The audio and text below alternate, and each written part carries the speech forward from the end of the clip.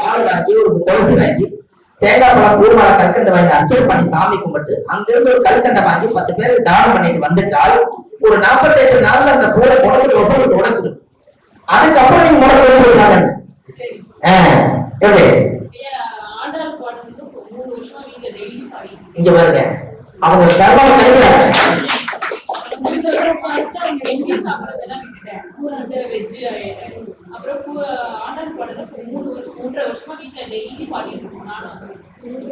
இவங்க என்ன சொல்றாங்கன்னா ஆண்டாளுடைய பாராயண மந்திரத்தை உற்சாகம் செஞ்சு பாதி கர்மாவை அவங்களே கழிச்சிருக்காங்கன்னு சொல்றாங்க. அதனாலதான் இந்த துறைக்கு அவங்களால வர முடியும். அவங்க பெண்களால் இருந்து ஆதிபராசக்திய பெண் தானே. அப்ப பூர நட்சத்திரம் அவங்கள என்ன பண்ணிருக்குதுன்னா பாதி கர்மா கழிச்சு இல்ல ப்ராப்பரா பண்ணிட்டாங்கன்னா இந்த ஜென்மத்திலே இந்த கர்மாவை கழிக்க முடியும்னு சொல்றாங்க. இப்ப புரியுதுங்களா? பரிகாரங்கள் எப்படி எடுக்கிறது தெரிஞ்சப்போ ஒரு 4-5 முறைப்படி நீங்க படிச்சுக்கிட்டீங்கன்னா உங்க ஜாதகத்தை சுத்தி எடுக்க ஆரம்பிச்சிட்டீங்கன்னா நீங்க ஒரு மிகப்பெரிய லெவல்ல வந்துருவீங்கல்ல.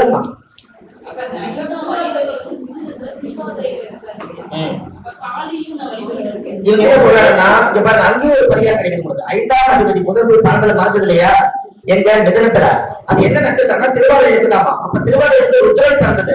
இவங்க எல்லாம் முடிச்சு கூட மயானத்துல போய் எரிஞ்ச சாம்பல் மனிதன் எரிச்ச சாம்பல்ல இத்தினேண்டி எடுத்து மயான சிவன் நெத்தில துண்ணூறு வச்சா அன்னையோட அந்த கர்மமும் போய் புரிஞ்சவங்க. திருவாதிரை யாரு? சிவன். என்ன சிவன்? ருத்ரன். அவர் வேலை என்ன? அவர் சபை எடுக்கிறத வேலை. அந்த காலத்துல காசியில தின்னூறு இன்னும் வரைக்கும் கிடையாது. யாராவது தின்னூறு கேட்டீங்கன்னா எரிஞ்சிருக்கிற சாம்பலை அள்ளி வச்சுக்குவாங்க. யாரு கேட்டா பூசி விட்டுருவாங்க. அதை எடுத்து உங்களுக்கு நெத்தியில பூசியாச்சுன்னா இவங்களோட கர்ம இந்த ஜென்மத்திலே போயிடும். எப்படின்னா உங்களுக்கு பரிகாரம் கிடைச்சிருச்சு. மத்தியான சில விஷயங்கள்லாம் காமிப்போம். சோழி பிரசனத்துல சில கர்மாவை தேவை சொல்லாங்க. எனக்கு ஒரு ஆசை, அதனால சும்மா சோழி கொஞ்சம் கொண்டு வந்தேன். அது ஏதாவது உங்களை ரவுண்ட் அவுட் ஆக வச்சு அது சில விஷயங்கள் எல்லாம் நமக்கு தெரிஞ்ச ஆச்சரியமான விஷயங்கள் எல்லாம் உங்களுக்கு சொல்லி பார்ப்போமே. சும்மா ஒரு ட்ரைனிங் தான், பார்க்கலாமே அப்படின்னு. அதெல்லாம் கொஞ்சம் ஆத்மார்த்தமா வேலை செய்யணும். அதனால நீங்க நட்சத்திரத்துல நீங்க ஒன்றும் வேண்டாம். நீங்க காலையில எழுந்திருச்சு 27 நட்சத்திரம் இருக்கலாமா, நீங்க 27 நட்சத்திரத்தை முதல்ல எழுதுங்க. அந்த நட்சத்திரத்துடைய தேவதைகள் இருப்பாங்க அவங்களையும் எழுதிடுங்க. புரிஞ்சுக்கலாமா? 27 நட்சத்திரத்தை எழுதிட்டீங்க, 27 தேவதைகளை எழுதிட்டீங்க.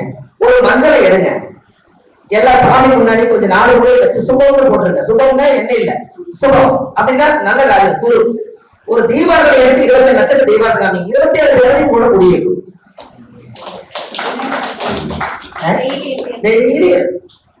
டெய்லி எழுதுங்க 27 நட்சத்திரம். ஏன்னா ராசி நட்சத்திரக்கார டெய்லி சொல்றீங்க.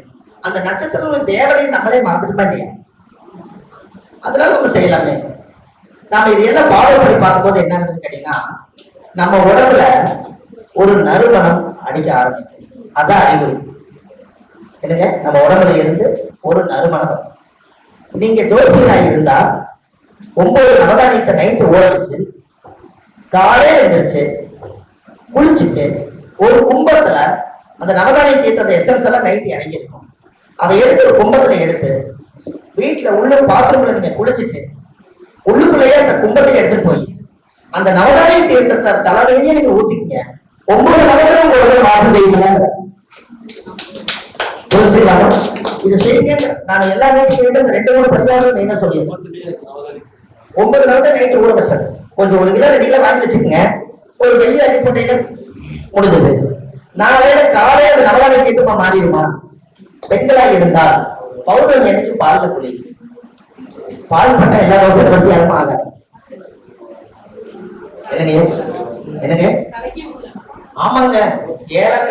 ஏலக்காய மிக்சியில பவுடர் பண்ணி ஏலக்காய் பால் உப்பு இந்த 3 கலந்து வச்சுக்கோங்க.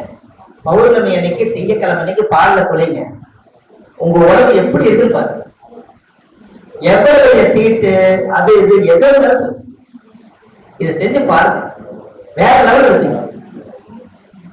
புரிஞ்சுக்கலையா? ஆனா திங்கக்கிழமை அன்னைக்கு சந்திரனை பால்ல குளிக்கிறீங்க. அப்ப சந்திரனை ஆக்டிவேட் பண்றீங்க. உங்க சாமிக்கு கொண்டு போய் பால் தூக்கி ஊத்துறோம். சாமி கல்லு குடிக்குது. சாமி பவர் ஜம்பா உட்கார்ந்து நம்ம கொண்டு போட்டே தந்துடுறோம். ஆனா இதை தூக்கி நீங்க ஒரு பெண்கள் எல்லாம் சக்திகள் எல்லாம் தெய்வமா மாறி நீங்க ஒரு நாள் உங்களை அபிஷேகம் நீங்க பண்ணிட்டா உங்க உடம்பு தெய்வ சக்தி போடுங்க. இது செய்யணும். இதை செஞ்சு பாருங்க, மாற்றங்கள் நிறைய. என்னங்க இவங்க இதை ஊத்திக்கலாங்க. இவங்க எல்லாமே ஊத்துறாங்க. நம்ம ஊத்தி விடுவோம். மக்கில ரெண்டு மொட்டும் போடுறோம். அதாவது நமக்கு பாதம் இருக்கலங்கம்மா. நம்ம பாதம், இந்த பாதம் நீங்க எல்லா ஊரும் நடந்து போய் வர்றீங்கல்ல, அத்தனை தீட்டம் இந்த பாதத்துல தான் ஒட்டி இருக்குது. என்னைக்காவது ஒரு நாள் என்னைக்காவது ஒரு நாள் பாதத்தை உட்கார்ந்து நீங்க முறையா தேய்ச்சி கழுவி அந்த பாதத்துக்கு நீங்க சுத்தமா வச்சு நெகமெல்லாம் வெட்டி நம்ம சுத்தப்படுத்துறீங்க எல்லாம் பண்ணிட்டு நீங்க அந்த பாதத்தை கொண்டு போய் ஏதாவது ஒரு கோயில்ல போய் அந்த பாதம் இந்த சாய் முள்ள நின்று 2 காலம் சேர்த்து வச்சு இந்த உச்சியிலிருந்து பாதம் வரைக்கும் இருக்கிற தோசை எனக்கு இன்றோடு இடத்தில் சொல்லிட்டு நீங்க போங்க. எல்லா லோரும் அந்த பாதத்துல அந்த பாத தோசை பத்தி யாருமே சொல்லிதான் போயிடும்.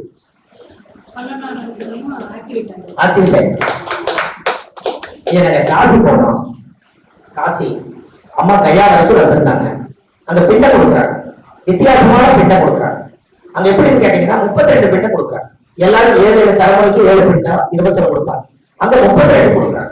இந்த 32 பிண்டத்துக்கு ஒரு கோதுமை மாவுல உருட்டி ஒரு கார முட்டையாட்ட உருட்ட சொல்றாங்க. உருட்டி 32 பிண்டம். அதுல எல்லாம் தாத்தாவோட வம்சம், அப்பாவோட வம்சம், மனைவியோட வம்சம், அண்ணியோட எல்லாம் கொடுக்குறாங்க. எல்லாம் கொடுத்து 30 பிண்டம் முடிஞ்சு ஒரு பிண்டம் 31வது பிண்டம். நம்ம பிறக்காலத்துக்கு முன்னாடி யாராவது அனாதையா இருந்திருந்தா அந்த பிரேத சாபத்துக்கு ஒரு பிண்டம். அதுக்கு அடுத்தது இன்னொரு பிண்டம் 32வது லாஸ்ட் பிண்டம் எதுன்னா நீங்க வீட்டுல வளர்த்துற நாய், கோழி, ஆடு, மாடு இதெல்லாம் இறந்துருக்கும் இல்லைங்களா, அந்த ஆத்மா சாபம் நம்ம வீட்டுக்குள்ள தான் இருக்கும். அதுக்கு ஒரு பிண்டம். இந்த 32 பிண்டத்தை போட்டு அவங்க பொட்டு சத்திரம் எல்லாம் வச்சு பூஜை பண்ணி சாமி கும்பிட்டு பிண்டம் கொடுக்குறாங்க. இந்த இடத்துல ஒரு பரிகாரம் பிறக்குதாங்க. இது எல்லாம் ஒன்னா பிணைங்கன்னாங்க. பிணைஞ்சோம்.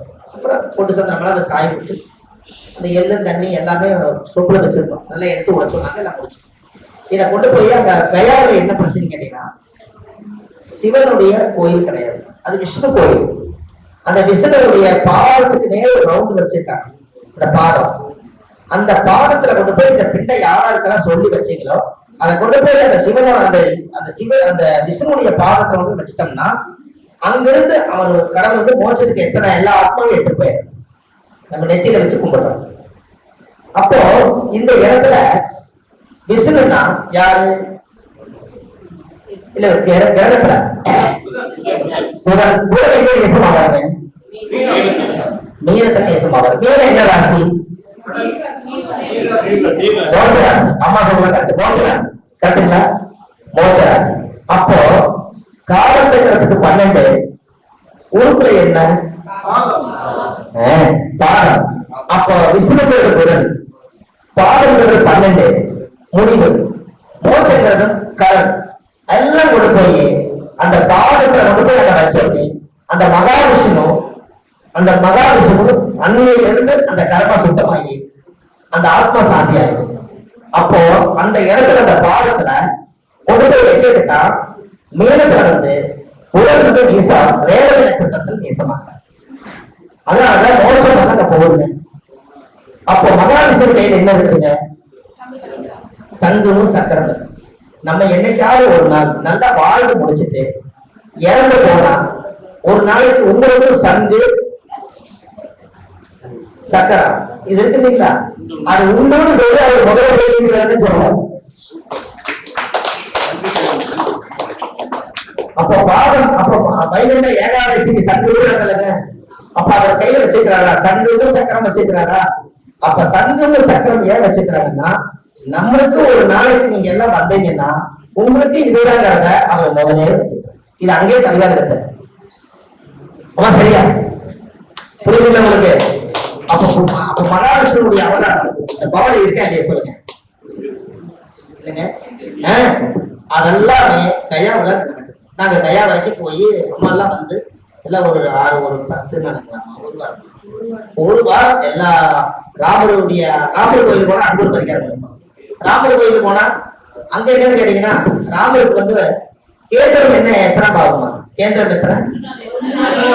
அப்ப ராமருடைய அயோத்தியில அந்த கோயில போய் அந்த பரிகாரத்தை பத்தி பேசணும். அப்போ 1 நாள் ஆளுகிற ராமரே அவரே வந்து பிரச்சனை காடு போயிட்டாரு. 4 நாள் அம்மாவை இறந்துட்டாரு. 7 மனைவியை ராவணன் கடத்தி போயிட்டார். 10 ஜீவனத்து பலி இல்லாம காடு கொடுத்தார். கேந்திர வேலை செய்யலாமா? சரி, திரிகோணம் சொல்லுங்க. அப்ப ஒண்ணுங்க இவர் ராவணேதா, 5 லவகுசன் குழந்தைய விட்டு பிரிஞ்சாரு. 9 அப்பா இறந்துட்டு ஒளி வைக்கவே நல்ல கேந்திரம் வேலை செய்யுது. இன்னைக்கு இருக்கிறது ஒரு நாள் 7 முடிச்சிச்சு, 1 ஒரு முடிச்சிச்சு. அப்ப இவரு என்னதான் பவர் இருக்குன்னு தெரியல. சொல்லுங்க. அம்மா என்னங்கிறாங்கன்னா 6ஆம் பாவம். அவங்க சொல்றது சரி.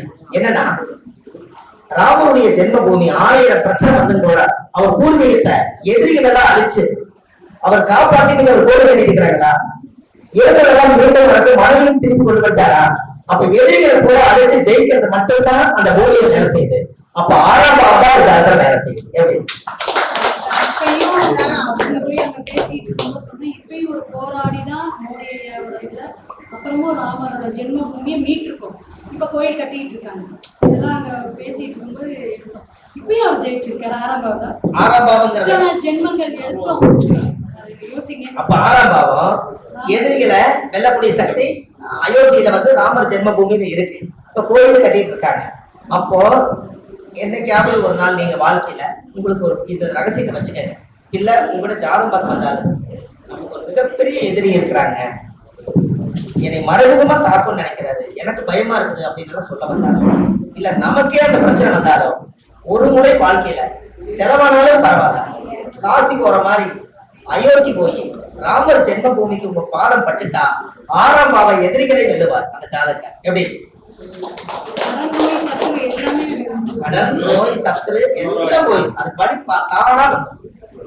அப்ப அந்த மண்ணுல தானே அந்த பவர் இருக்குது. அவர் பிறந்த அவங்க தாய் மூலாதாரம் அந்த மண்ணு தானே ராமர் ஜென்ம பூமி. அதனாலதானே அந்த காலத்துல சீதா தேவியை சிறை வச்சதே கோச்சாரத்துல ஒரு பாட்டு இருக்கு தெரியுமா உங்களுக்கு? ஜென்ம ராமர் மனத்திலே சீதை சிறை வைத்ததும், தீதிராத ஒரு 3 துரியோதன படைமாண்டதும், இன்னும் 8 வாழ்வு பட்டம் இழந்து போனதும், ஈசனார் 10 தலைவொட்டி பிச்சை எடுத்ததும், தர்மபுத்திர நாளிலே வனவேசப்படி போனதும், சத்தியமாமுனி ஆற்றிலே யானைக்காலின் தலை வெந்ததும், உண்மை உற்றிட ராவணன் முடி பண்டிருந்தது.